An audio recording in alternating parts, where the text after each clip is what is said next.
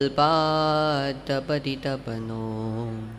वाति वातः समिन्धे वह्निर्धत्ते धरणिरुदधीर् लङ्घते नैव वेलां सोऽयं श्रीमान् निखिलजगताम् अन्तरात्मावतीर्णो धर्मं रक्षन् दिशतु कुशलं स्वामिनारायणो नः। श्री स्वामिनारायण भगवाननी जय। अक्षर पुरुषोत्तम महाराजनी जय। गुणातीतानंद स्वामी महाराजनी जय। भगतजी महाराजनी जय। शास्त्री जी महाराजनी जय। योगी जी महाराजनी जय। प्रमुख स्वामी महाराजनी जय।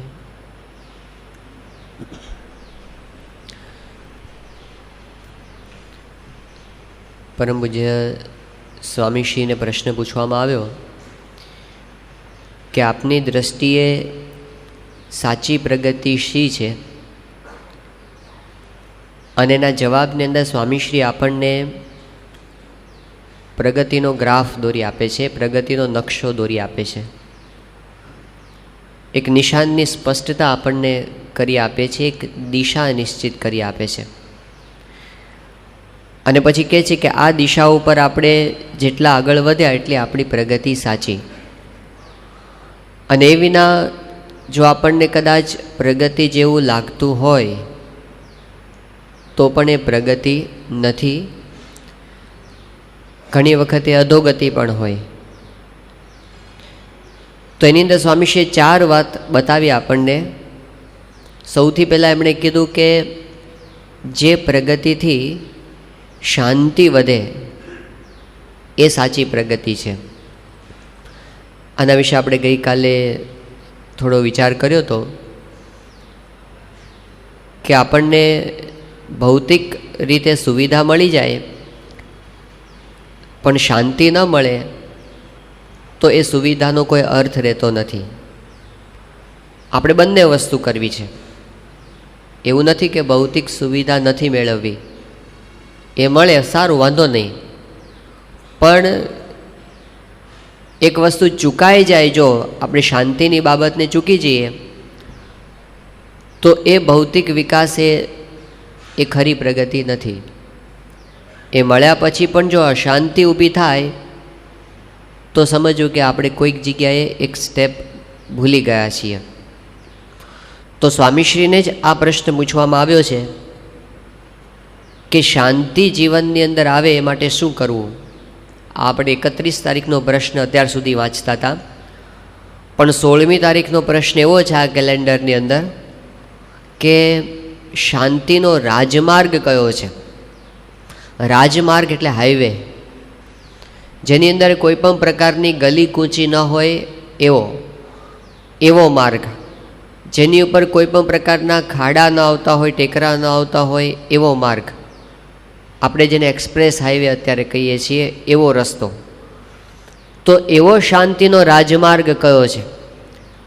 તો સ્વામીશ્રી એનો જે જવાબ આપ્યો છે એમાં બાપા લખે છે કે વિવિધ ભોગમાંથી વૃત્તિને પાછી વાળવી અને ભગવાન અને સંતમાં દ્રઢ પ્રીતિ થવી તે શાંતિનો રાજમાર્ગ છે।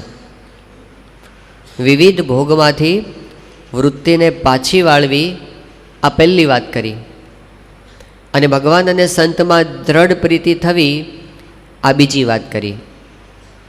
एटले आपणे जे कांई विकास करता होईए एमां आपणने बे वस्तु नजर समक्ष रहे तो आपणे दुनियाना राजा बनीए तोय वांधो न आवे, तो पण आपणने वांधो आवे एम नथी। पण आ बे वस्तु नजर समक्ष रहेवी जोईए के आपणने विविध भोगमांथी वृत्ति पाછી વાળવાનો विचार तो छे ने। खाली आपणे हाको हाक मंडी नहीं पड्या ने एक ज दिशानी अंदर। अंत्यनु 38मुं वचनामृत छे एमां श्रीजी महाराजे एक सिद्धांत वात करी छे। महाराज कहे छे कि 6 वाना जेने होय एने कोई दिवस જીવતે અને મરીને પણ સુખ તો ક્યારેય થાય જ નહીં. બહુ ભારપૂર્વક મહારાજ કહે છે કે જીવતા પણ ન થાય અને મરીને પણ ન થાય, અને થાય જ નહીં એવો ભારપૂર્વક મહારાજ વાત કરે છે, જકાર બોલે છે કે આ 6 વાના જેને હોય એને કોઈ દિવસ જીવતા પણ સુખ ન થાય અને મરીને પણ સુખ ન થાય. એ 6 વાનામાં પહેલી વાત મહારાજ કહે છે, એક તો દ્રવ્યાદિકનો લોભ, બીજું સ્ત્રીને વિશે બેઠ્યા ઉઠ્યાની વાસના, ત્રીજું રસને વિશે જીહવાની આસક્તિ, ચોથું દેહાભિમાન, પાંચમું કુસંગીમાં હેત હોય, અને છઠ્ઠું સંબંધીમાં અતિશય હેત હોય. તો એ 6 વાના જેને હોય એને કોઈ દિવસ જીવતા પણ સુખ ન થાય ને મરીને પણ સુખ ન થાય. સિદ્ધાંત વચનો હંમેશા થોડાક આકરા હોય છે. સિદ્ધાંત વચનો એ થોડાક આકરા હોય છે, એટલે આપણને થોડુંક આમ કઠણ લાગે એવી આ બાબત છે. પણ મહારાજ એવું નથી કહેતા કે તમે બધા સંસાર છોડીને જંગલમાં જતા રહો, પણ મહારાજ એમ કહે છે કે તમે સંસારમાં રહેતા રહેતા પણ આ વૃત્તિથી આપણે પાછા વળવાનો વિચાર રાખવો. પૈસા વધારો એનો વાંધો નથી, લોભ ન વધવો જોઈએ, એ એમ કહે છે. પૈસા વધારો એનો વાંધો નથી, લોભ ન વધવો જોઈએ. જો લોભ વધ્યો તો થોડો પૈસો હશે તોય બંધનકારી થશે, અને જો લોભ નહીં હોય તો ઝાઝા પૈસા હશે તો પણ બંધન નહીં થાય. જરૂરી એ છે કે આપણા અંતરમાંથી લોભની વૃત્તિ ટળે તો આપણને શાંતિ થવાની છે. વૃત્તિ પાછી વળવી જોઈએ. જેમ જેમ આપણી વૃત્તિ વધારે ચોટેલી રહે, શોપનહોવરે આપણા ભારતીય શાસ્ત્રોનો ઉપનિષદોનો અભ્યાસ કર્યો, જર્મન ચિંતક છે, અને પછી એમણે એક હેપીનેસ માટેનું સૂત્ર આપ્યું, H=O/D. H એટલે happiness, happiness =objects divided by desires. સુખની વ્યાખ્યા એમણે એવી કરી કે આપણી પાસે જેટલા પદાર્થો હોય એને આપણી ઈચ્છાઓથી ભાગી નાખો અને જે વધે એટલું સુખ આપણું કહેવાય. ઉદાહરણ તરીકે આપણી પાસે 100 વસ્તુઓ હોય, આપણું મકાન, આપણી ગાડી, આપણો ધંધો, આપણા મિત્રો, આપણને જે વિષય ભોગની ઈચ્છા છે એ બધી 100 વસ્તુ આપણી પાસે હોય, અને આપણને 100 વસ્તુની ઈચ્છા હોય, તો આપણું સુખ કેટલું કહેવાય? 1 યુનિટ કહેવાય, 100/100. પણ આપણી પાસે જો 100 પદાર્થ હોય અને 1000ની ઈચ્છા હોય તો સુખ 10મા ભાગનું થઈ જશે. જો આપણી પાસે 100 વસ્તુ હોય અને 10,000ની ઈચ્છા હોય તો આપણું સુખ 100મા ભાગનું થઈ જશે. જેમ જેમ ઈચ્છાઓ વધતી જશે એમ એમ આપણું સુખ ઓછું થતું જશે. અને પેલી બાજુ જોઈએ, જેમ જેમ ઈચ્છાઓ ઘટતી જાય, દાખલા તરીકે આપણી પાસે 100 પદાર્થ હોય અને 10ની જ ઈચ્છા હોય તો આપણું સુખ 10 ગણું થઈ ગયું. આપણી પાસે 100 પદાર્થ હોય અને આપણને 1ની જ ઈચ્છા હોય તો કેટલું થયું સુખ? 100/1 એટલે 100 થયું. પણ આપણી પાસે 100 પદાર્થ હોય અને આપણને એકે ઈચ્છા જ ન હોય તો, 0 હોય તો 100/0. એવું કહેવાય છે, anything divided by 0 is infinity. કોઈ પણ વસ્તુને 0થી તમે ભાગો એટલે અનંત બની જાય, તો 100ને 0થી ભાગો એટલે કેટલું થાય? અનંત. જો ઈચ્છા ટળી તો સમજી જવું આપણું સુખ અનંત થઈ ગયું. એ ભલે થોડાક પદાર્થ હશે તો પણ આપણને ખૂબ સુખની અનુભૂતિ કરાવશે. અપેક્ષા માણસને દુઃખી કરે છે. અપેક્ષા, તૃષ્ણા. સંસ્કૃતની અંદર એક સુભાષિતમાં કીધું છે કે આશા નામ મનુષ્યાણામ કાચિદ આશ્ચર્ય શૃંખલા યયા બદ્ધાઃ પ્રધાવંતી મુક્તાઃ તિષ્ઠંતી પંગુવત. તૃષ્ણા એક એવી સાંકળ છે, વિચિત્ર સાંકળ છે.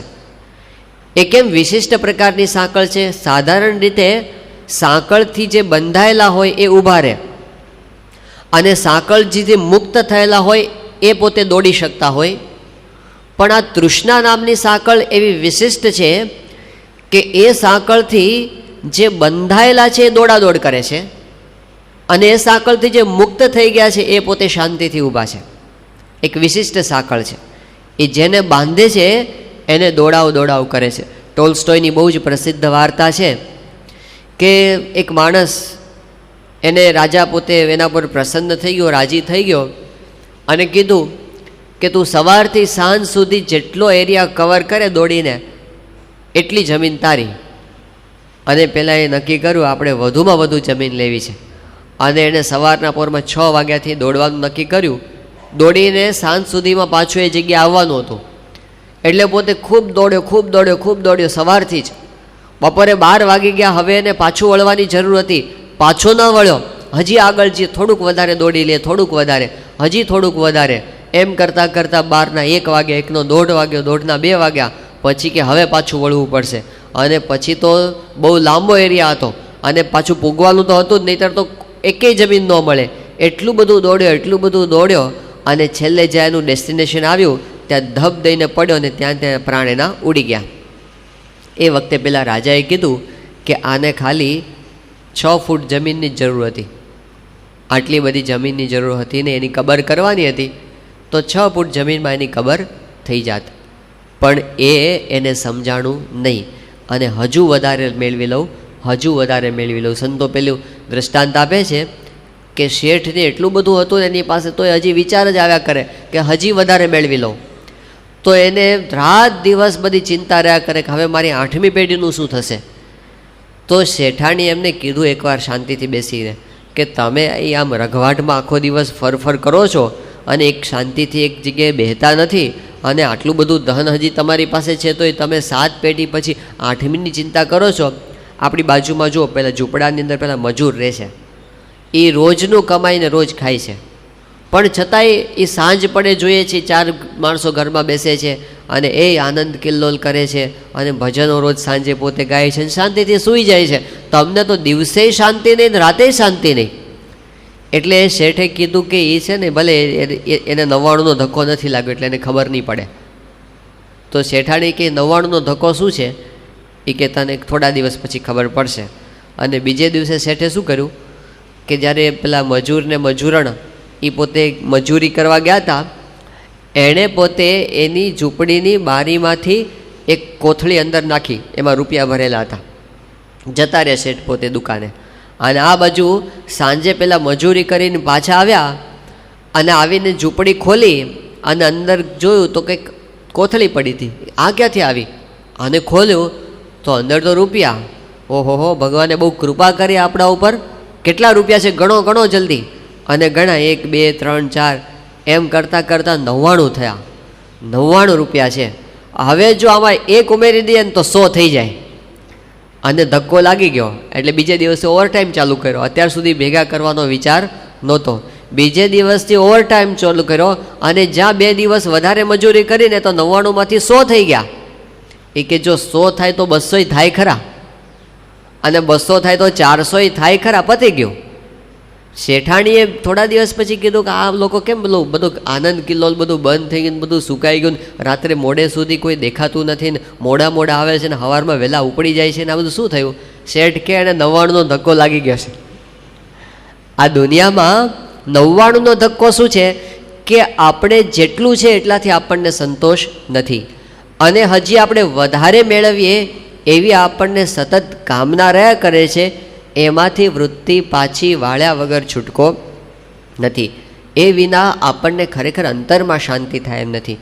આ દુનિયામાં એક મોટામાં મોટી દુઃખી થવાની કળા હોય ને તો એક કળા એ છે કે બીજાની સાથે કમ્પેરિઝન કરવું, બીજાની સાથે આપણે તુલના કરવી, અને કોકના બંગલા જોઈને દુઃખી થવું, કોકની ગાડીઓ જોઈને દુઃખી થવું, પડોશીને ત્યાં નવું ફ્રીજ આવે ને દુઃખી થવું, એને ત્યાં એર કન્ડિશન આવે ને આપણી બળતરા થવા માંડે.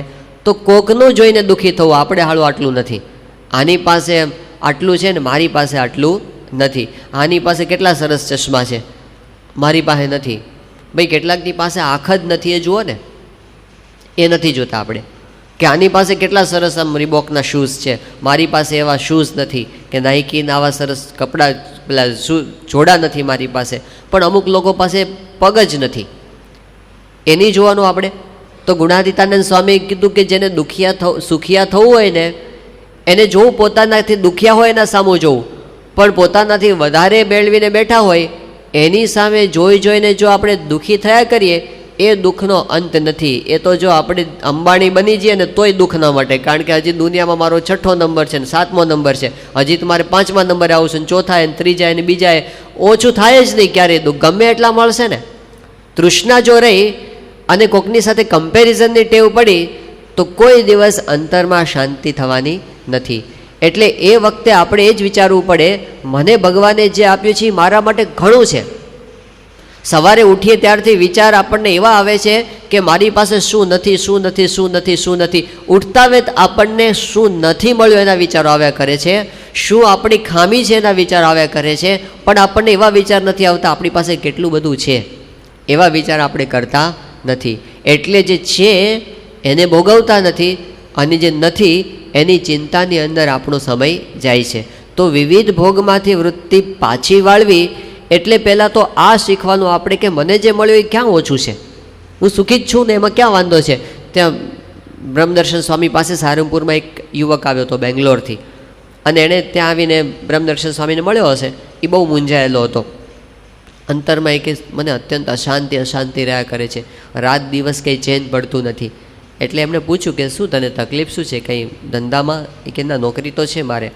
તો કે શું કંઈ તારે સગા સંબંધી તરફથી કંઈ પ્રશ્ન? કે ના, એવું નથી. કોઈ શારીરિક રોગ? એ કે ના, એવું પણ નથી. તો શું પ્રશ્ન શું છે?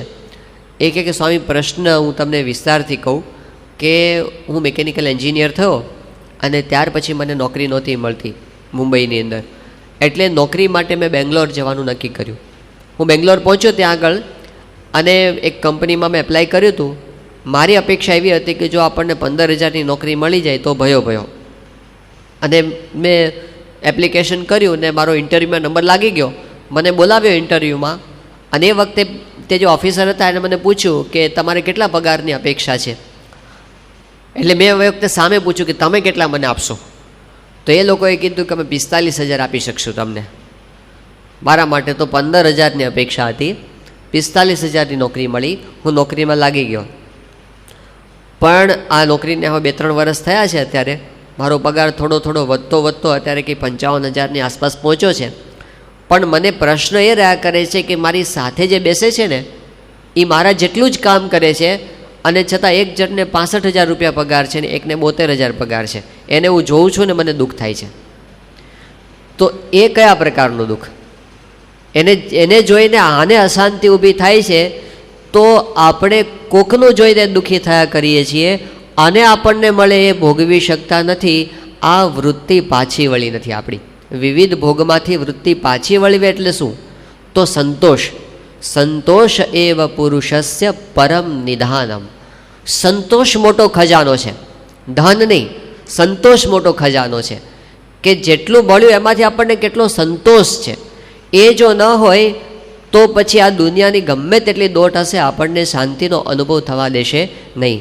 એટલે ભગવાનમાં જોડાવાની વાત તો છે જ, પણ એની પહેલાં આ વૃત્તિ થોડીક આપણી પાછી વળે તો ભગવાનમાં જોડાવાય એવું છે. નહીંતર આખો દિવસ આપણું હાય દાળિયા થયા કરતું હોય, પછી આ લાડુને જમી શકાય એમ નથી. બ્રાહ્મણ જતો હતો બાજુના ગામમાં, અને એ વખતે એને નિમંત્રણ હતું ભોજનનું. તો સવારના પોરમાં પોતે નીકળ્યા હતા ભૂદેવ.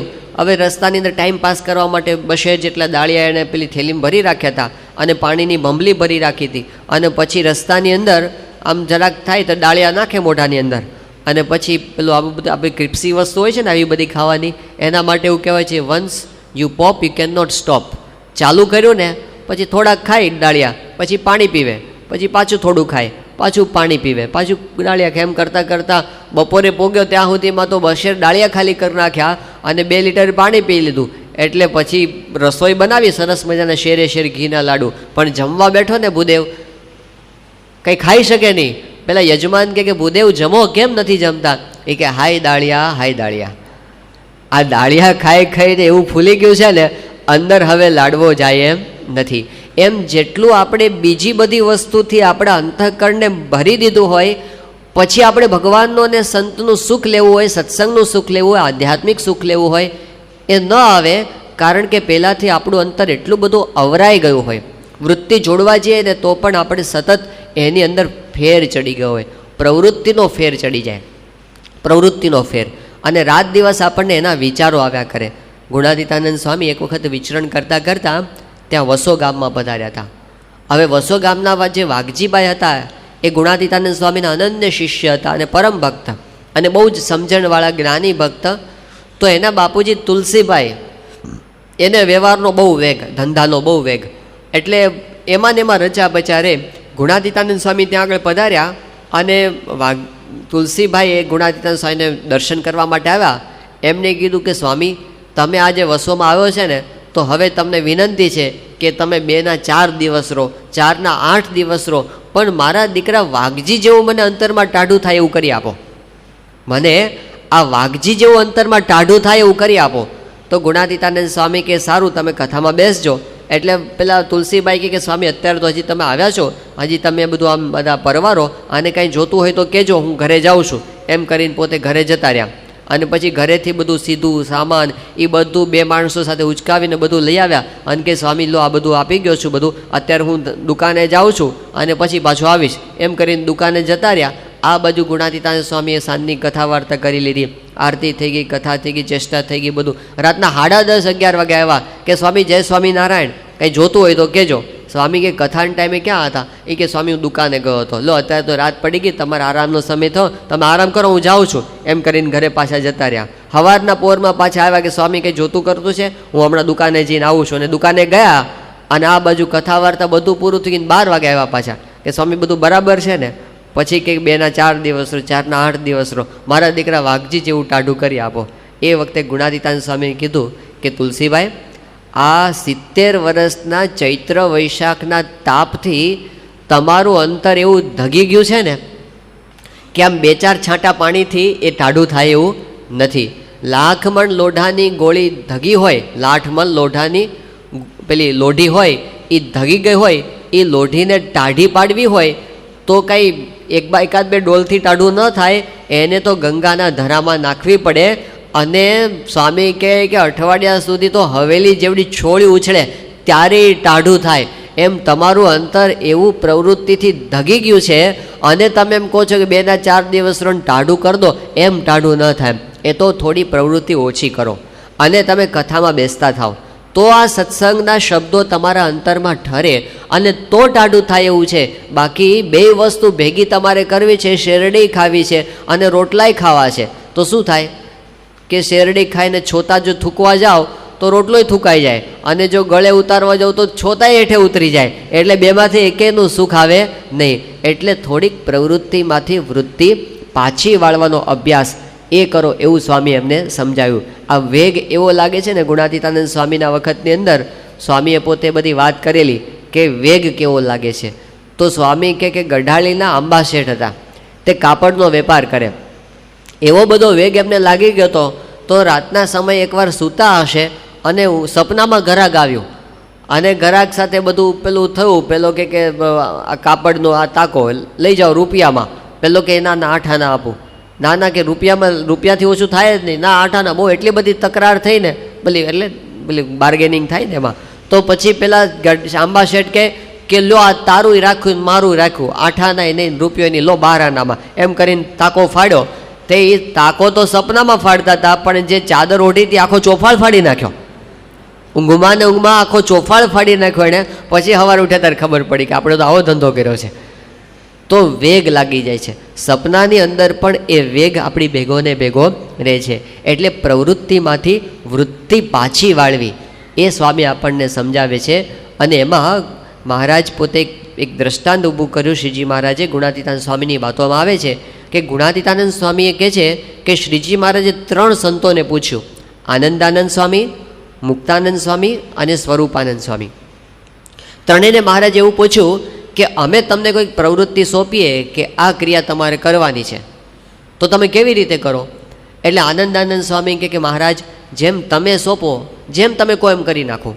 મહારાજ કે બરાબર છે. પછી મુક્તાનંદ સ્વામીને પૂછ્યું કે તમને કોઈક પ્રવૃત્તિ અમે સોંપીએ કે આ પ્રવૃત્તિ તમારે કરવાની છે, તો કેવી રીતે તમે કરો? એટલે મુક્તાનંદ સ્વામીએ આધ્યાત્મિક સ્થિતિની વાત કરી પોતાની. એ કહે છે કે મહારાજ મારી વૃત્તિ અંતરમાં આપની મૂર્તિમાં હંમેશા જોડાયેલી હોય છે. જ્યારે આપ એવી આજ્ઞા કરો કે આ પ્રવૃત્તિ કરવાની છે, ત્યારે મારા અંતઃકરણમાંથી એક વેત વૃત્તિ બહાર કાઢવી પડે. અંતઃકરણમાંથી એક વેત વૃત્તિ બહાર કાઢવી પડે. અને જ્યારે પ્રવૃત્તિ પૂરી થઈ જાય ત્યારે મારે એક હાથ વૃત્તિ પાછી વાળું, ત્યારે અંતરમાં સુખ થાય. આ વૃત્તિની પણ સાઇઝ હોય છે, આપણને તો ખબર જ નથી કંઈ કે આ વૃત્તિની એક વેત શું ને એક હાથ શું ને. પણ મુક્તાનંદ સ્વામી વૃત્તિની સાઇઝ જોતા હતા. એ કે એક વેત વૃત્તિ બહાર કાઢું અને એક હાથ વૃત્તિ પાછી વાળું, ત્યારે સુખ થાય. મહારાજ બહુ રાજી થયા. પણ પછી મહારાજે સ્વરૂપાનંદ સ્વામીને પૂછ્યું કે સ્વામી, તમને કોઈક પ્રવૃત્તિ અમે સોંપીએ તો કેવી રીતે તમે કરો? તો સ્વરૂપાનંદ સ્વામી કે મહારાજ, મને તો જો કોઈક ક્રિયા તમે સોંપો ને, કોઈક પ્રવૃત્તિ તમે સોંપો તો એવું થાય કે કોઈ પદાર્થ મને દેખાય જ નહીં અને તમારી મૂર્તિ જ મને બધે દેખાય. ક્રિયા કરતાં કરતાં મૂર્તિ દેખાય. આપણે જે કરતા હોય ને એ ક્રિયા કરતાં કરતાં બધે તમારી મૂર્તિ જ દેખાય, બીજું કાંઈ દેખાય નહીં. મહારાજ કે એ તો કેવી રીતે બને? એ તો બહાર તો બધે વસ્તુઓ છે, પદાર્થ છે, વ્યક્તિ છે, બધું, તો કેવી રીતે એવું બને? એવું મહારાજે પ્રશ્ન ઊભો કર્યો. તો સ્વરૂપાનંદ સ્વામી જવાબ આપ્યો કે મહારાજ, જેમ તીરમાં લીંબુ ખોસેલું હોય અને પછી આપણે લીંબુને ખોસ્યા પછી આપણે તીરનું નિશાન લઈએ ગમે ત્યાં, તો જ્યાં જ્યાં નજર કરીએ ત્યાં બધે લીંબુ જ દેખાય, કારણ કે આગળ લીંબુ ખોસેલું છે. એવી રીતે મારી વૃત્તિ તમારી મૂર્તિમાં પરોવાયેલી છે. એટલે મારી વૃત્તિ જ્યાં જ્યાં જાય છે ત્યાં ત્યાં તમારી મૂર્તિ વિના મને બીજું કાંઈ દેખાતું નથી. મહારાજ રાજી થઈ ગયા અને મહારાજ કે આનંદાનંદ સ્વામીએ મુક્તાનંદ સ્વામીનો સમાગમ કરવો અને મુક્તાનંદ સ્વામીએ સ્વરૂપાનંદ સ્વામીનો સમાગમ કરવો. કહેવા એમ માગે છે મહારાજ કે પ્રવૃત્તિ કરીએ આપણે, સંસારની પણ કરીએ, સત્સંગની પણ કરીએ. આપણે ઘણા બધા કાર્ય કરતા હોઈએ તો સત્સંગની પણ પ્રવૃત્તિ કરવી પડે. એ પણ એક વ્યવહાર તો છે જ, પણ એ પણ કીધું કે એ પ્રવૃત્તિ કરીને પણ પાછી વૃત્તિ પાછી વાળવી, દિવસમાં એક સમય પાછી વૃત્તિ વાળવી. ગુણાતીતાનંદ સ્વામી એ જ્યારે જૂનાગઢ મંદિરમાં રહેતા અને સવારમાં કથા પૂરી થાય પછી બધાની સેવામાં જોડાવાનું હોય, જુદી જુદી સેવા હોય, તો ગુણાતીતાનંદ સ્વામી ક્યારેય વહેલી સેવા ન સોંપે. કથા પહેલાં કોઈને સેવાની જાહેરાત ન કરે. રોજ સેવા બદલાતી હોય કે તમારે આ વિભાગમાં જવાનું, તમારે આ વિભાગમાં, તમારે આ વિભાગમાં. એ સેવા કથા પહેલાં ન કહે. ક્યારે કે કથા પૂરી થાય ને પછી જ કહે. નહીંતર શું કરે કે કથા પહેલાં જો જાહેરાત કરી દે કે તમારે ચોગાન સફાઈ કરવાનું છે, તો કથા વખતે બધા પેલા હાવણો ભેગો કરવામાં મેમાં બધા મંડી પડે બધા કે આપણે જલ્દી આપણે કામમાં લાગી જઈએ. તો સ્વામી શું કરે, પહેલાં કોઈ દિવસ જાહેરાત કરે નહીં, પછી જાહેરાત કરે. તો આપણે વેગ લાગી જાય છે. ગુણાતીતાનંદ સ્વામીના વખતમાં પેલા ત્રિકમદાસ કોઠારી મંદિરના કોઠારી હતા. તો સ્વામી ગુણાતીતાનંદ સ્વામી મહંત અને ત્રિકમદાસ કોઠારી, એ વખતે ગુણાતીતાનંદ સ્વામી સવારમાં કથા કરતા હતા. 8 થી 9ની કથા હોય. તો તે વખતે પેલા ત્રિકમદાસ કોઠારી આવ્યા. એ કે સ્વામી, એક ઘીવાળો ઘી વેચવા માટે આવ્યો છે, તો તમે એ જોઈ લો એ ઘી, એટલે આપણે લેવું કે નહીં ખબર પડે. તો ગુણાતીતાનંદ સ્વામી કે આપણે 9 વાગે કથા પૂરી થાય પછી હું આવીશ. એ કે પણ સ્વામી ઘીવાળો ઉતાવળો થાય છે. સ્વામી કે એને થોડી વાર રોકો અને કહો કે હું પછી આવીશ, અને અત્યારે 9 વાગ્યા સુધી કથા ચાલવા દો. એમ કરીને સ્વામીએ કથા ચાલુ કરી. પણ 10 મિનિટ થઈને ત્યાં પાછા આવ્યા ત્રિકમદાસ કોઠારી અને એને કીધું કે સ્વામી હાલો ને જલ્દી, ઓલો ઉતાવળ કરે છે, એ જતો રહેશે પછી. એ કે હું જતો રહું છું. તો ગુણાતીતાનંદ સ્વામી શું બોલ્યા કે જો એને ઉતાવળ હોય તેને કોઈ જતો રહે, આપણે નથી જોતું હમણાં. કે તે ઓલો ઘીવાળો ઓસરીની કોરે ઊભો હતો. એ કે સ્વામી મારે તો કાંઈ ઉતાવળ નથી, આ કોઠારી ઉતાવળ કરે છે. હું તો ઊભો છું, મારે તો જાજુ હામટું ઘી એકારે વેચાય છે ને, એટલે ભલે સ્વામી નિરાતે તમે 9 વાગે આવજો. આ શું તો ત્રિકમદાસે છે ને વેગ લાગી ગયો હતો, આમ કામ કામ કામ કામ. એટલે એ ભલે સત્સંગની પ્રવૃત્તિ હોય કે આપણા વ્યવહારની પ્રવૃત્તિ હોય, વેગ લાગી જાય, કામ પતાવો કામ. અને દુનિયા એવી છે, આપણે 5 કામ તો પેન્ડિંગ હોવાના જ. એવું તો ક્યારેય નથી બનવાનું બધા કામ પતી ગયા હોય. આપણે બેઠા છીએ ને અત્યારે, તો આપણે અમુક કામ તો એવા હશે જ કે જે પેન્ડિંગ છે હજુ. તો આપણે બધા કામ પતી જાય અને પછી કથામાં બેસશું એવું કોઈ દિવસ થવાનું નથી. પછી આપણે ભગવાનનું ભજન કરશું, ધ્યાન કરશું, એવું કોઈ દિવસ થવાનું નથી. એટલે એને ઠેલવા જ પડે. સ્વામી કે કરોડ કામ ઠેલીએ ત્યારે ભગવાનની કથા થાય, અને કરોડ કામ ઠેલીએ ત્યારે ભગવાનની વાતું થાય, અને ધ્યાન તો વળી તે પછી થાય. ઠેલવું પડે, કામને ઠેલવું પડે. એટલે પ્રવૃત્તિમાંથી વૃત્તિ થોડીક આપણી પાછી વાળવી પડે. નહીંતર આમ પેલા સંતો બધા એકવાર ધ્યાન કરતા હતા, આમ ત્યાં ગામને પાદર એક સરસ જગ્યા હશે શાંતિથી, ત્યાં ધ્યાન કરતા. એક ભરવાડ ત્યાં પેલું ઢોરા ચરાવતો હતો. તે એને થયું કે હાળું આ લોકો ધ્યાન કરે છે, ચાલો આપણે કંઈક ધ્યાન કરીએ. તે આમ બેઠો અને સંતો બધા માથે પેલું ગાતરિયું ઢાંકીને બેઠા હોય તે બેઠો ને એની માથે ફાળિયું નાખ્યું. અને હજી આમ 1 મિનિટ નથી થઈને ત્યાં તો આમ એકદમ ઊભો થઈ ગયો. એટલા બધા કામ અંદરથી યાદ આવ્યા ને કે મારે જે આ કરવાનું છે, આ કરવાનું છે, આ કરવાનું છે, આ કરવાનું છે, એ ઊભો જ થઈ ગયો. એ કે હાલો હાલો જલ્દી, કે આ શું બધું, કેટલા બધા કામ કરવાના બાકી, બેહીરે કામ થાય, ઊભો જ થઈ ગયો પોતે. તો એ વખતે આપણને કામ યાદ આવે. હાથમાં માળા ફેરવા બેસે ને એ વખતે આખી સંસારની બધી પ્રવૃત્તિઓ આપણને સાંભળે. માળા તો કર્મે ફિરે ઓર જીભ ફિરે મુખ માહી. કબીરદાસ પોતે કહે છે કે માલા તો કર્મે ફિરે ઓર જીભ ફિરે મુખ માહી, મનવા તો દહ દિશી ફિરે યહ તો સુમિરન નાહી. હાથમાં માળા ફરે, જીભમાં મોઢામાં જીભ ફરે, પણ મન ક્યાં ફરે? એ બધી બાજુ ફરે, ચારે બાજુ. આપણે બેઠા છીએ, મન ચારે બાજુ ફરતું હોય. એટલે ગુણાતીતાનંદ સ્વામીએ તો કીધું, સવારમાં કથા ચાલતી હતી અને અભેસી દરબાર સામે બેઠા હતા કથા સાંભળવા, અને દરબારનું મન જતું રહ્યું લોધિકા પોતાના વ્યવહારની અંદર. અને ગુણાતીતાનંદ સ્વામીએ હાકોટો પાડ્યો, અભેસી અહીં બેઠા બેઠા લોધિકાનું કામ થવાનું નથી, માટે અહીં આવી જાઓ. અહીં બેઠા બેઠા જો કામ થવાનું તો બે બગાડીએ છીએ આપણે, ઓલુંય થતું નથી અને અહીં આગળ આપણે ધ્યાન રાખી શકતા નથી. એટલે એ વખતે તો વ્યવહારને પણ ઠેલવો પડે. વ્યવહારમાંથી, પ્રવૃત્તિમાંથી, ભોગમાંથી વૃત્તિ પાછી વાળવી પડે. અને જો પાછી વૃત્તિ વળે તો આપણને સુખનો અનુભવ પણ થાય. જે દુઃખ માત્ર છે ને એનું મુખ્ય કારણ આ ભોગ જ છે. ભોગે રોગ ભયમ એવું કીધું છે. જે ભર્તૃહરિ છે એમણે કીધું કે રોગ માત્રનું મૂળ છે ને એ ભોગ છે. ત્યાગની અંદર રોગ નથી થતા, ભોગમાંથી રોગ થાય છે. જો એ આપણને સમજાય તો પછી આપણને એમાં દુઃખ જોતા આવડે. એટલે ભોગમાંથી વૃત્તિ પાછી વાળવી, પ્રવૃત્તિમાંથી વૃત્તિ પાછી વાળવી અને ભગવાનમાં અને સંતમાં વૃત્તિ જોડવાનો અભ્યાસ કરવો. એ પ્રમુખ સ્વામી મહારાજ કહે છે શાંતિનો રાજમાર્ગ છે. આનો અભ્યાસ કરવો પડે. અભ્યાસ કર્યા વગર કાંઈ થાય નહીં. થોડોક એની પાછળ દાખલો પણ કરવો પડે. તો એ અભ્યાસની અંદર કયો ઉપાય છે? તો ભગવાન સ્વામિનારાયણે પોતે ખાસ એના 2 ઉપાય બતાવ્યા છે અને એના માટે એક વિચાર આપ્યો છે. એ વિચારનું નામ છે સાંખ્ય વિચાર. જગતમાંથી પાછા વળવા માટે સાંખ્યનો વિચાર. સાંખ્ય છે એક દ્રષ્ટિ છે, એક એવી દ્રષ્ટિ છે એ જો આપણે કેળવીએ તો એ દ્રષ્ટિના પ્રતાપે કરીને આપણને સત્સંગની અંદર સુખ શાંતિનો સદાય અનુભવ થયા કરે. એવી એ દ્રષ્ટિ છે સાંખ્ય દ્રષ્ટિ. સાંખ્યને ગુણાતીતાનંદ સ્વામી એમ કહે છે કે આંખ છે. જેમ આપણને આંખ ન હોય તો ઘણું બધું ન દેખાય, અને આંખ ખુલે એટલે બધું આપણી સમક્ષ એકદમ ક્લિયર થઈ જાય, ચોખ્ખું થઈ જાય, બધું આપણને જેમ જેમ દેખાવા માંડે.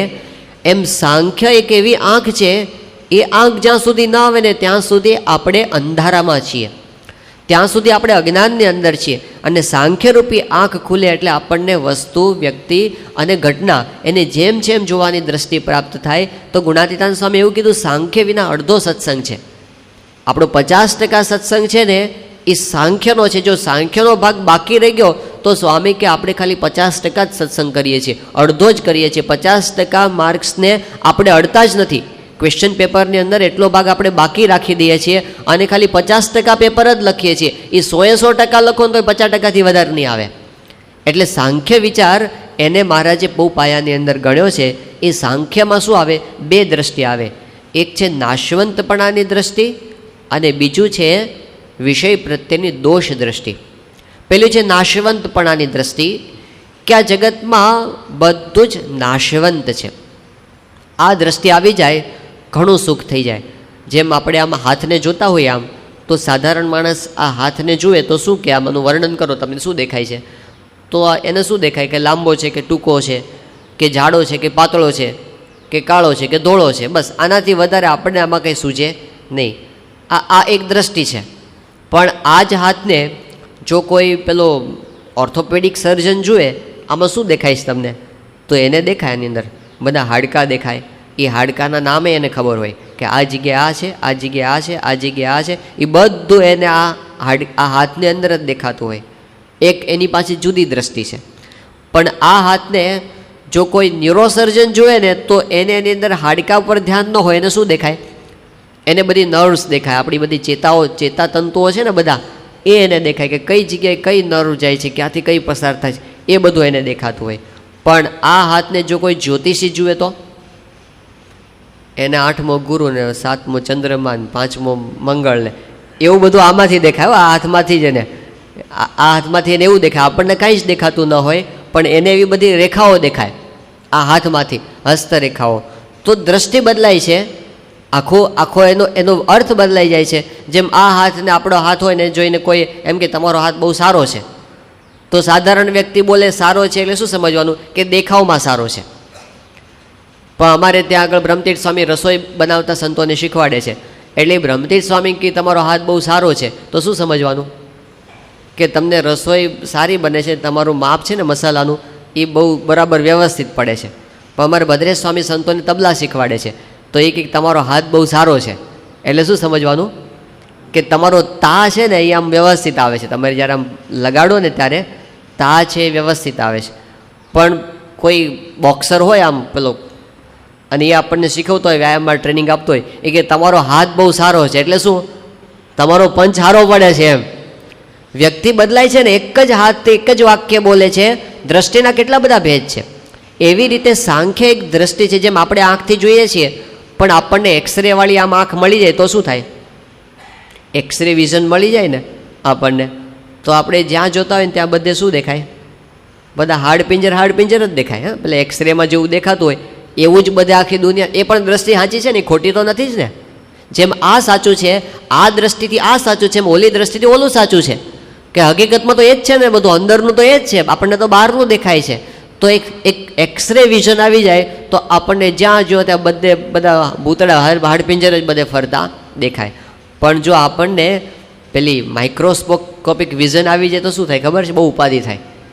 કારણ કે એમાં તો શું થાય, આપણને જે અત્યારે નથી દેખાતા ને એવા બધા લાખો બેક્ટેરિયા ખદબદતા દેખાય ચારે બાજુ.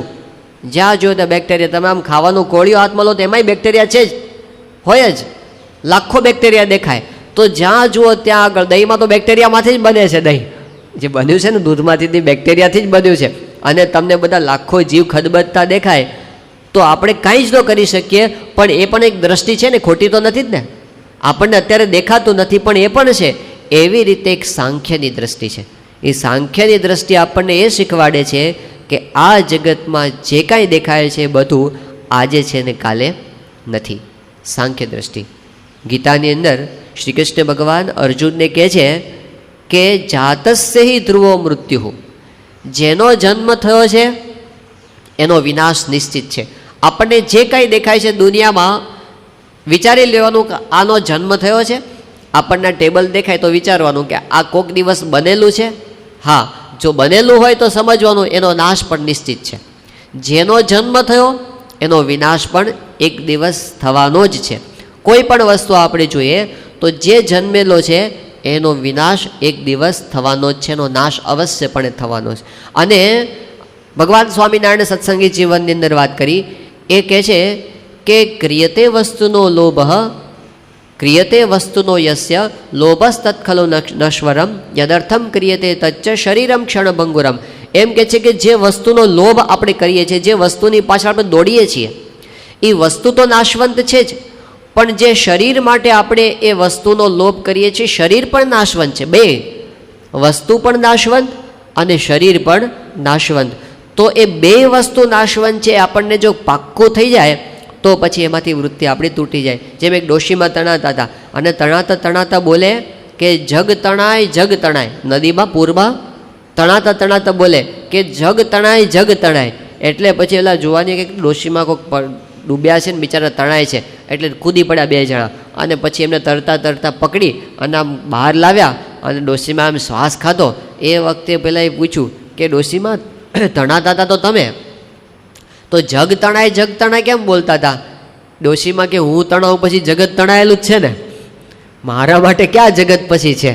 એમ બીજું બધું કદાચ આમનામ રહી જશે ને તો પણ આપણે તો જવાના જ છીએ ને. આપણા માટે તો જગ તણાયેલું જ છે.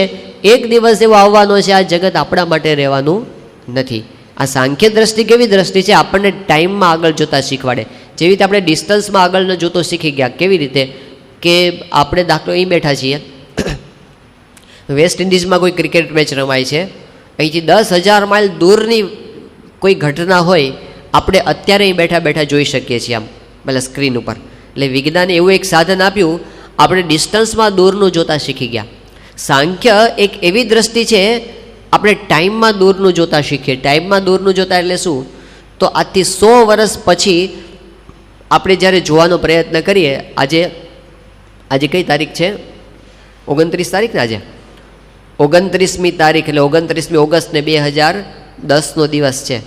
પણ 29મી ઓગસ્ટ 2110માં આપણે પહોંચી જવાનું, અને એ વખતે આપણે આ સ્થાનને જોવાનું કે 29મી ઓગસ્ટ 2010નો દિવસ છે, શ્રાવણ મહિનો ચાલે છે, અને સવારની પારાયણ છે, અને લિખતે સંત સુજાણ ઉપર પારાયણ ચાલે છે એ વખતે.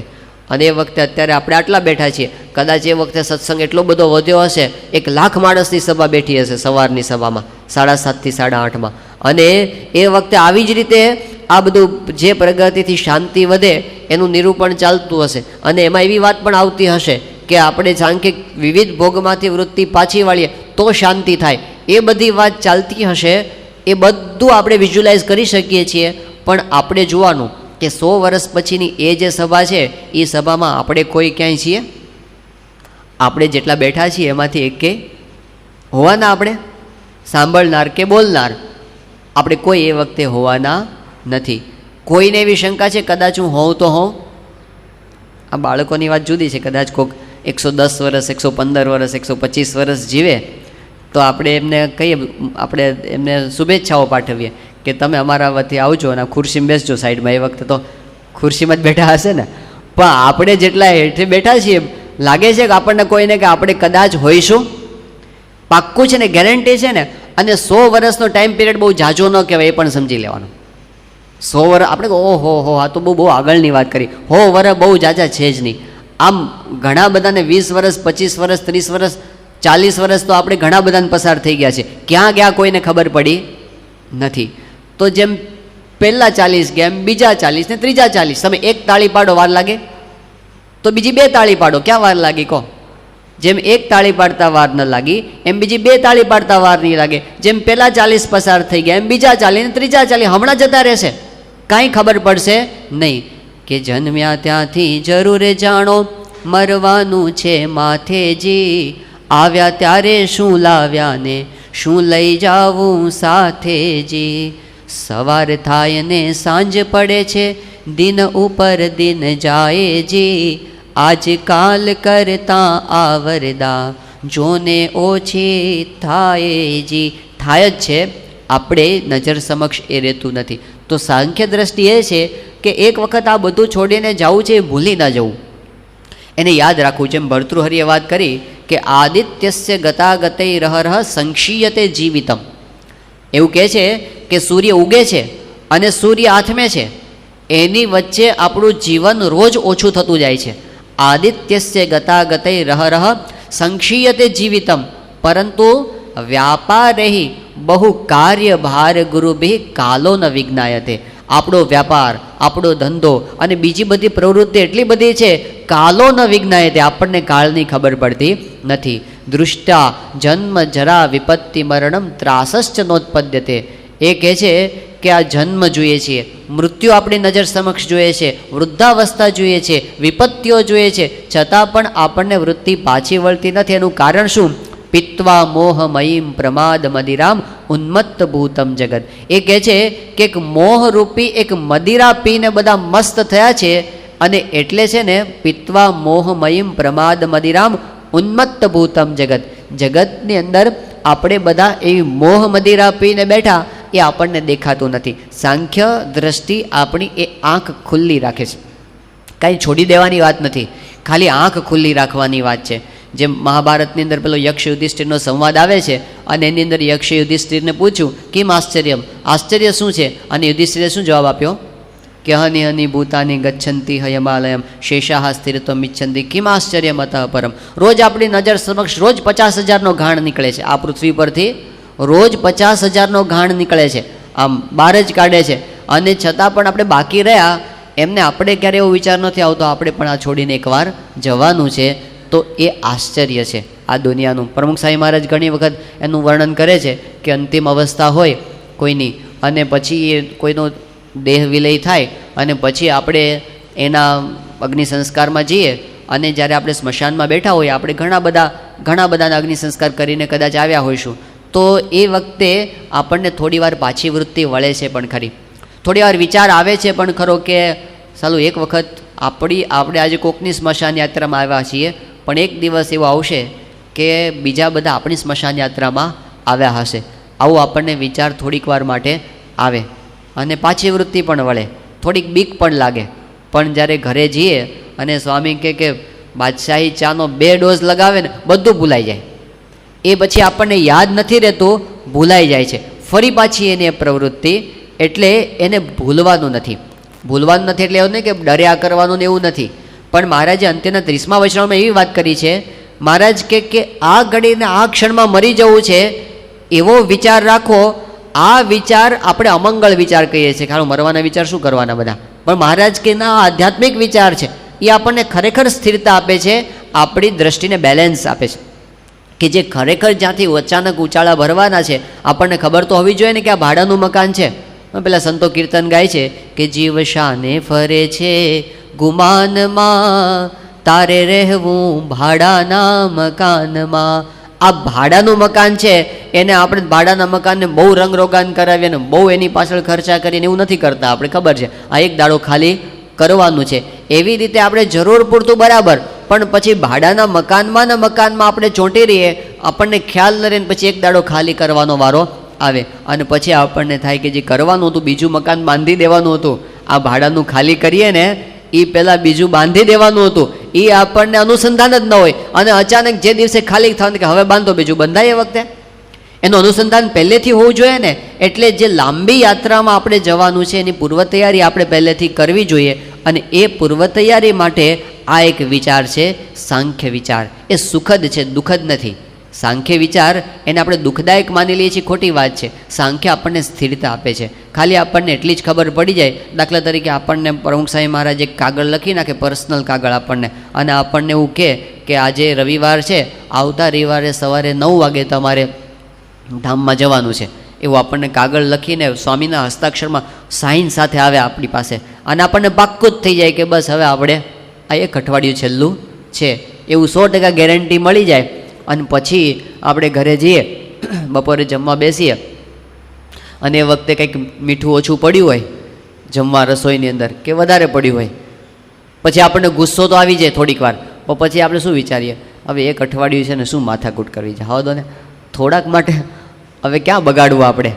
હા, શાંતિ આપણને રહે છે કે ટેમ્પરરી છે, આ બધું છે ને થોડાક દિવસ માટે છે. તો જેમ 1 અઠવાડિયા માટે આ બધું છે ને, આખી દુનિયા ટેમ્પરરી જ છે. એક સંત બેઠા ઊભા હતા એક ગામને પાદર, અને એક મુસાફર બહારથી આવ્યો, એણે પૂછ્યું કે મહારાજ આ ગામની વસ્તી કઈ બાજુ છે? એ કે જતા રહો આ બાજુ, ડાબી બાજુ જતા રહો, ત્યાં દૂર તમને ત્યાં વસ્તી મળશે. તો પેલો ત્યાં ગયો, 10 મિનિટ રહીને પાછો આવ્યો. એ કે સાધુ થઈને ખોટું શું બોલો છો, તમે મને જ્યાં મોકલ્યો ત્યાં ક્યાં વસ્તી છે? વસ્તી તો સામેની બાજુ છે, અને આ બાજુ તો સ્મશાન છે. તો પેલા મહારાજ કે હું ખોટું નથી બોલતો, હું સાચું બોલું છું કે આ બાજુ તને જે બધી સોસાયટીઓ દેખાય છે ને બંગલા દેખાય છે ને, એ તો એ લોકોનું ટેમ્પરરી રેસિડેન્ટ છે, પરમેનન્ટ તો આ બાજુ છે. ટેમ્પરરી જ છે ને, કેટલા વર્ષ, જેટલા વર્ષ ગણો એટલા, પણ ટેમ્પરરી જ ખરો ને. ભલે ને દુનિયાના મોટા માંધાતાઓ હોય, એ બિલ ગેટ્સ હોય કે ઓબામા હોય, જે હોય તે, કેટલા વર્ષ સુધી જે કાંઈ એની સત્તા સંપત્તિ, આ દુનિયાના માન મર્તબા બધું, કલ તક જો તન કે ફિરતે થે અપની શાન શૌકત પર, શમ્મા તક નહીં જલતી આજ ઉનકી તુરબત પર. ગઈકાલ સુધી જે લોકો આમ રસ્તા ઉપરથી પસાર થતા હતા, તો કલ તજ જો તન કે ફિરતે, ટાઈટ થઈને ફરતા હતા, આમ છાતી કાઢીને ફરતા હતા. અને ગઈકાલ સુધી એ લોકો પસાર થતા તો આમ એના નામની છડીઓ પોકારાતી હતી ને, રોશનીઓ થઈ જતી હતી ને, લાલ જાજમો પથરાઈ જતી હતી ને, શમ્બા તક નહીં જલતી આજ ઉનકી તુરબત પર, આજ એની કબર પર કોઈ દીવો કરનારો પણ નથી. ગયા બધા મોટા મોટા જતા રહ્યા. ક્યાં ગયું કુળ રાવણ તણું, અને સગર સૂત 60,000 જી, ન રહ્યું નાણું રાજા નંદનું, સર્વે સુપન વ્યવહારજી. તો આપણું શું એની સામે? આટલું બધું કરીને ગયા છે, સતયુગની અંદર લાખ લાખ વર્ષની આવરદા ભોગવી નહીં જતા રહ્યા, તો આપણી 100 વર્ષની તો હું એની સામે ગણતરીમાં, એ તો આમ પૂરી થઈ જશે. અને એમાં આપણે કેમ આટલા બધા આસક્ત થઈ જઈએ છીએ કે એમાંથી વૃત્તિ પાછી વાળીને આપણે લાંબી નજર જ નથી કરતા, આપણે એટલામાં ને એટલામાં ગૂંચાયેલા રહીએ છીએ. તો એમાંથી વૃત્તિ પાછી વાળવી એ શાંતિનો ઉપાય છે. શ્રી કૃષ્ણ ભગવાને એટલે કીધું, અવ્યક્તાદિની ભૂતાની વ્યક્ત મધ્યાની ભારત અવ્યક્ત નિધનાન્યવ તત્ર કા પરિદેવના. બહુ સરસ વાત કરી કે અવ્યક્તાદિની ભૂતાની. ગીતામાં કહે છે કે આપણે આ જેટલું કાંઈ જોઈએ છીએ ને, એક સમય એવો હતો આમાંથી કાંઈ જ નહોતું. અને વ્યક્ત મધ્યાની ભારત અવ્યક્ત નિધનાન્યવ, ભવિષ્યમાં આમાંથી કાંઈ રહેવાનું પણ નથી. પહેલાં પણ કાંઈ નહોતું, પછી પણ કાંઈ રહેવાનું નથી, વચ્ચે થોડાક સમય માટે આપણને આ બધું દેખાય છે. તત્ર કા પરિદેવના, એમાં શોક શું કરવાનો? એમાં શું આપણું જતું રહ્યું? Don't sweat the small things. નાની વાત છે એને બહુ મહત્ત્વ ના આપો. Don't sweat the small things and it's all small things. અને બધી બાબત નાની જ છે. આ દુનિયાની અંદર કોઈ બાબત મોટી નથી, બધી નાની છે. જ્યારે ટાઈમના સ્પાનમાં જોઈએ ને ત્યાં તો આમ ફૂંક મારીને ઉડી જશે બધું. કંઈ આમાંથી રહ્યું નથી ને કંઈ રહેવાનું નથી. શું લાવ્યા હતા સાથે ને શું લઈ જવું સાથે, બસ આટલો વિચાર હોય ને તો આપણી પાસે જેટલું છે એટલામાં આપણને સુખ શાંતિ રહેશે. અને આપણે બેલેન્સ કરી શકશું આપણા સમયને, આપણી શક્તિને, કે ભાઈ બરાબર છે, આપણે વ્યવહાર કરવો, આપણી ફરજ છે સારી રીતે અદા કરવી. પણ પછી એક સમય એવો પણ હોવો જોઈએ ને, વૃત્તિ પાછી વાળીને ભગવાનમાં જોડીએ આપણે. એક સમય એવો પણ હોવો જોઈએ ને કે આપણે આપણું લાંબા ગાળાનું જે કામ છે એને નજર સમક્ષ રાખીએ, કે પછી આમાં ને આમાં આપણે પૂરું કરી દેવાનું બધું. તો સાંખ્ય વિચાર આપણને એમાંથી પાછા વાળે છે, થોડાક પાછા. એ ધક્કો લાગે પણ એ સારા માટે છે, કે જેથી આપણને અંતરદ્રષ્ટિ થાય, જેથી આપણે સિદ્ધાંતની દિશામાં કામ કરી શકીએ. ગુણાતીતાનંદ સ્વામી સાંખ્ય વિચાર આપે છે. સ્વામી કહે છે કે આપણે આમ જોઈએ તો બધું ધૂળનું જ છે ને. આ દેહ ધૂળનો, રૂપિયા ધૂળના, કુટુંબી ધૂળના, ખાવું ધૂળનું, ખોરડા ધૂળના, બધું ધૂળનું છે. અને એમાં જીવ માલ માનીને જોટ્યો છે. આ પણ એક દ્રષ્ટિ છે, સાંખ્ય દ્રષ્ટિ. કારણ કે હકીકતમાં તમે જો તત્વની દ્રષ્ટિએ જુઓ, પદાર્થની રીતે જુઓ, તો આ દુનિયામાં જે કાંઈ દેખાય છે બધું ધૂળમાંથી જ ઉત્પન્ન થયું હશે અને છેલ્લે ધૂળમાં જ મળી જવાનું હશે. હા, રાજ નામનો પી દેહી નામ. ભગવાન સ્વામિનારાયણ એવું કીધું કે કૃમિ વિડ ભસ્મ સંજ્ઞાસ્તી રાજ નામનો પી દેહી નામ. કે આ દુનિયાની અંદર કોઈ રાજા હશે અને બહુ જ રૂપવાન હશે કદાચ, તો પણ એના દેહની 3 ગતિ થશે. કઈ? કૃમિ, વિષ્ટા અથવા ભસ્મ. એ સિવાય ચોથી ગતિ નથી. તમે ખાલી 50 વર્ષ આગળ જતા રહો, આ 3માંથી બીજું કાંઈ જ નહીં હોય. અત્યારે જે રૂપાળો દેહ દેખાય છે ને, એ આવતીકાલે કાં તો કૃમિ હશે. એટલે શું? કીડા ખાઈ જાય, એમને સડી જાય દેહ, પડ્યો, કોઈ એની કંઈક સંસ્કાર કરે જ નહીં તો શું થાય? એમાંથી કીડા થાય. વિડ એટલે કે વિષ્ટા. જો એને પશુ ખાઈ જાય તો એ શરીરમાંથી શું થવાનું છે? વિષ્ટા. અને જો બાળી દે તો શું થવાનું છે? ભસ્મ. કૃમિ વિડ ભસ્મ સંજ્ઞા. રાજા હોય તો પણ એને એનાથી બીજું કાંઈ થવાનું નથી. એટલે આ દેહમાં જે કાંઈ આપણને દુનિયામાં દેખાય છે, પેલે કવિએ બહુ સરસ વાત કરી, એક સાંખ્ય દ્રષ્ટિ આપણને આપી કે માટી કા ભેદ નિરાલા કિસી કો સમજ નહીં આયા. આ દુનિયામાં બધું માટીના જ બધા ભેદ છે. કેવી રીતે?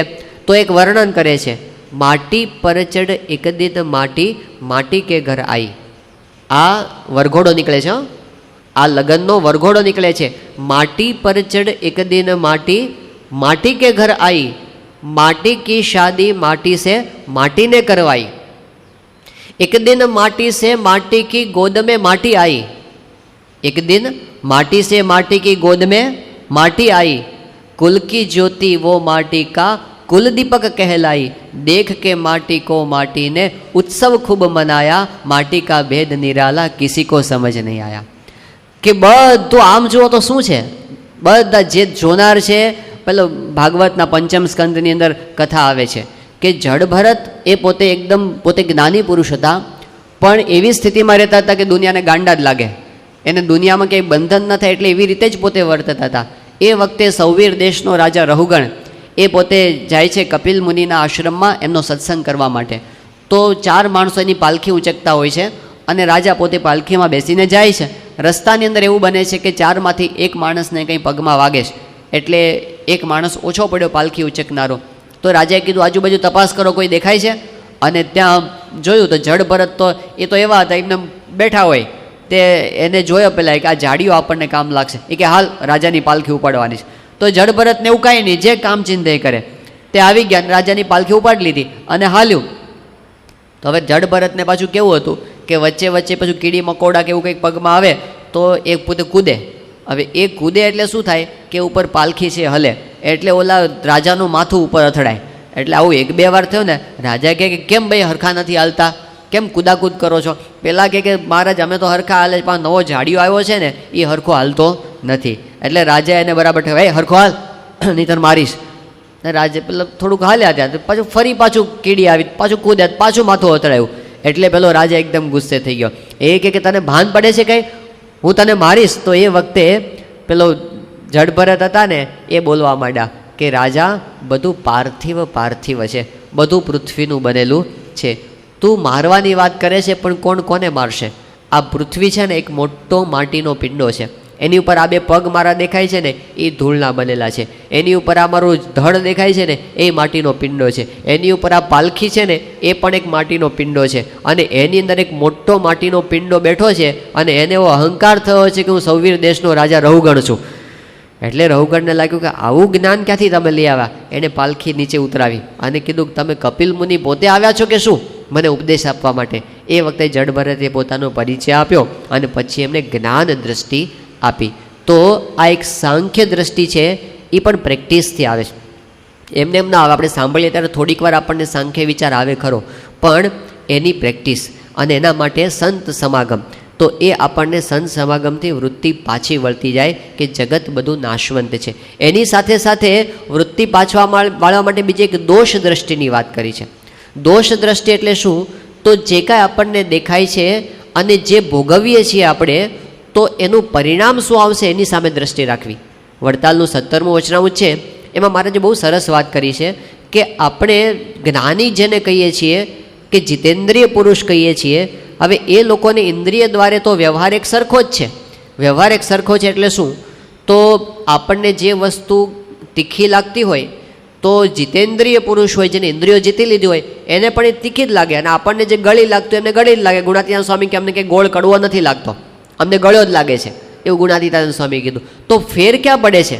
ઇન્દ્રિયો દ્વારા તો મહારાજ કે વ્યવહાર જ્ઞાની ને અજ્ઞાની બધાને એક સરખો છે. ક્યાં ફેર પડે છે? મહારાજ કે ફેર એટલો પડે છે કે જ્ઞાની પુરુષ છે એ પરિણામ સામે દ્રષ્ટિ રાખે છે, અને એટલે છે ને એને વિષય સાથે વૈર બુદ્ધિ થઈ જાય છે કે આમાંથી મને રખે બંધન થાય, ભવિષ્યમાં આમાંથી મને બંધન થશે, અને એ વૃત્તિ રાખીને પોતે પાછી દ્રષ્ટિ કરે છે અને એની અંદર પોતે બંધાઈ જતા નથી, એને વિષયની સાથે વૈર થઈ જાય છે. તો જેમ ડાયાબિટીસ કોઈને થયો હોય અને એને કેવી રીતે આમ વિષય પોતે ભોગવતા એને પેલું ભય સતત રહ્યા કરે, આમાંથી રખે મને પાછું શુગર વધી ન જાય, એટલે પોતે કદાચ લે ને તો પણ માપસર એને બધી ખબર હોય કે જો આનાથી વધ્યું તો શુગરનું લેવલ વધી જશે, એટલે પોતે એક બાજુ ઇન્જેક્શન રાખે કે એક બાજુ ગોળી રાખીને પછી એને બેલેન્સમાં જ લેવાનું હોય. તો એને એના પ્રત્યે દોષ દ્રષ્ટિ થઈ ગઈ છે કે આ મારા માટે વિઘ્નરૂપ છે, આ મારા માટે નુકસાનકારક છે. એવી રીતે આપણે જે કાંઈ જગતના વિષય ભોગવીએ છીએ એ શાસ્ત્રની મર્યાદામાં છે કે નહીં? એવું તો નથી થતું ને કે આપણે આ ભોગવવાની અંદર નવા પાપ ઊભા કરીએ છીએ? એવું તો નથી થતું ને કે આપણે આડેધડ એટલા બધા મંડ્યા છીએ કે એમાં કોઈને અન્યાય થઈ જાય છે, એમાંથી આપણે એવું કર્મ ઊભું કરીએ છીએ જે ભવિષ્યમાં આપણને વધારે દુઃખનો અનુભવ કરાવશે? એવું તો નહીં થાય ને? એવી દ્રષ્ટિથી આપણે એક પાછી વૃત્તિ પણ વાળવાની જરૂર છે કે આ બધું ક્યાં સુધી બધું છેવટે તો અંતે તો આપણને ભગવાનની ભક્તિ એ જ આપણને કામ લાગવાનું છે. તો એક સાંખ્ય વિચાર, રોજ આપણે પૂજા કરવા માટે બેસીએ ત્યારે થોડીક વાર બધું ખોટું કરીને બેસવાની જરૂર છે, નહીંતર આપણું મન ભગવાનમાં સ્થિર થાય એવું છે જ નહીં, આ શાંતિનો અનુભવ આપણને થાય નહીં. જેમ પોતે આપણે વાત સાંભળીએ છીએ, શિવલાલ શેઠ એટલું સરસ ધ્યાન કરતા, ભગવાન એની પૂજામાં આવતા. તો શિવલાલ શેઠના બાપુજી ભગાદોષે કીધું કે શિવા તારા જેવું ધ્યાન તું મને શીખવાડ. તો શિવલાલે કીધું બેસો, અને બાજુમાં એને ધ્યાન કરવા માટે બેસાડ્યા. અને પછી શિવલાલ શેઠે કીધું કે બાપુજી આ બોટાદ શહેરને આગ લગાડવાની છે, આખું બોટાદ બળવું જોઈએ. એટલે એકદમ ધક્કો લાગ્યો, પણ કે હા તો બોટાદ બળ્યું છે ને. એટલે શિવલાલ શેઠ કે બાપુજી આંખો બંધ રાખજો, ખોલીને નાખતા. એ કે બોટાદ બળ્યું તો પછી આપણી દુકાન રે, આપણી દુકાને બળી ગઈ. અરે બાપરે. પછી કે દુકાન બળી જાય પછી આપણું ઘર રે, આપણું ઘરે બળી ગયું. બધી સંપત્તિ પણ બળી ગઈ અને આપણો દેહ પણ બળી ગયો, એ દેહની રાખ થઈ ગઈ, એ રાખ ઠંડી પડી ગઈ છે. હવે એના પર બેસીને ધ્યાન કરો ભગવાનનું. પેલા ઊભા થઈ ગયા ભગા દોશી, એ કે શિવલાલ તારું ધ્યાન તારી પાસે રાખ, આવું મને ફાવે નહીં. હવે એ તો મનથી બાળવાનું છે. અને હકીકત છે, ખાલી આપણે 100 વર્ષ આગળ જતા રહે તો એ જ છે, હકીકતમાં એ છે. પણ એ આજથી જોવાની દ્રષ્ટિએ આપણે કેળવવાની કે આ દેહ 100 વર્ષ પછી રાખ જ હશે, એ રાખનો એક કણે આપણને નહીં મળતો હોય, એમ ક્યાંયનો ક્યાંય ખોવાઈ ગયો હશે. પણ આપણે આ હાથ જોઈએ અને આપણને વિચાર નથી આવતો એક દિવસ આની રાખ છે. આપણે આ સંપત્તિ જોઈએ એવો વિચાર ન થયો એક દિવસ આની રાખ છે. તો એ દ્રષ્ટિ, સાંખ્ય દ્રષ્ટિ, એ આપણને નિર્ભય રાખે છે. એ આપણને નાની નાની વાતમાં ડિસ્ટર્બ થતાં અટકાવી દે છે. જેમ પેલો હતો ફકીર ગુણાતીતાનંદ સ્વામી, કે રસ્તા પર જતો હતો અને એને દોરડું ખભા ઉપર નાખ્યું આમ, અને પછી આમ હાલો કે બહુ સરસ દોરડું આપણને મળી ગયું રસ્તામાંથી, અને પછી આમ ભજન કરતો કરતો હાલો જતો હશે, તે કંઈ ભાન ન રહ્યું, રસ્તામાં ક્યાંક દોરડું પડી ગયું, 2-5 કિલોમીટર આગળ જતો રહ્યું, પછી દોરડું યાદ આવ્યું, તો દોરડું તો છે જ નહીં. તો એને દુઃખ થયું, કરે રે મારું દોરડું જતું રહ્યું. પણ પછી બીજી જ સેકન્ડે એણે શું વિચાર કર્યો કે મુજકો રસ્તા પાયા જ નહોતા, હજી અડધો કલાક પહેલાં ક્યાં આપણી પાસે દોરડું હતું, તે અત્યારે જતું રહ્યું, તેમાં ગયું શું? આપણું હતું જ નહીં, વચ્ચે થોડોક સમય માટે આવીને જતું રહ્યું, તો આપણું કાંઈ છે જ નહીં. અને એને શાંતિ થઈ ગઈ. જેમ પ્રમુખ સાહેબ મહારાજ વાત કરે છે કે આપણે હરિભક્ત હતા પ્રભુદાસભાઈ લાલાજી વિદ્યાનગરના, તો એ પોતે આફ્રિકા રહેતા હતા, યુગાન્ડાની અંદર, અને ત્યાં એમનો ધંધો, બધું મકાન બધું સારી રીતે સેટ થયેલું હતું, ત્યાં જઈને પોતે કમાણા હતા 2 પૈસા. પણ હવે પછી શું થયું કે ત્યાં પેલો ઈદી અમીન આવ્યો યુગાન્ડાની અંદર, અને ઈદી અમીને બધું ખાલી કરાવ્યું ત્યાંથી, અને બધાને હાથે પગે ત્યાંથી કાઢી મૂક્યા, બધા ભારતીયોને. અને પોતે દેશમાં આવ્યા, હાવ ખાલી થઈને આવ્યા, બધું ત્યાં છોડીને આવ્યા. એ વખતે કોઈ કીધું કે પ્રભુદાસ તમે આ બધું હાવ આવી આવવાનું થયું અને બધું ગયું તમારું? તો પ્રભુદાસ કે મારું કાંઈ ગયું જ નથી, કારણ કે હું અહીંથી આજથી 15-20 વર્ષ પહેલાં ગયો ત્યારે ધોતિયું પહેરીને ગયો હતો, પાટલું પહેરીને પાછો આવ્યો છું, મારું કાંઈ ગયું નથી. ત્યાં કમાણ હતા ને બધું ત્યાં મૂકી દીધું. એટલે આ લોકનું બધું આ લોકમાં મૂકીને આપણે જવાનું છે.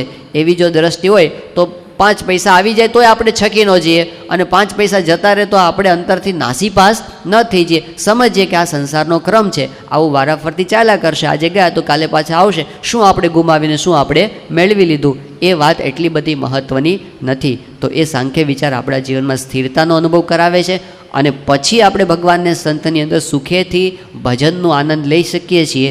એ રીત સ્વામીશ્રી આપણને શાંતિના રાહ માટે બતાવે છે, રાજમાર્ગ આપણને બતાવે છે. તો એ માર્ગે આપણે ચાલી શકીએ એવી એમના ચરણોમાં પ્રાર્થના કરીએ. શ્રી સ્વામિનારાયણ ભગવાનની જય.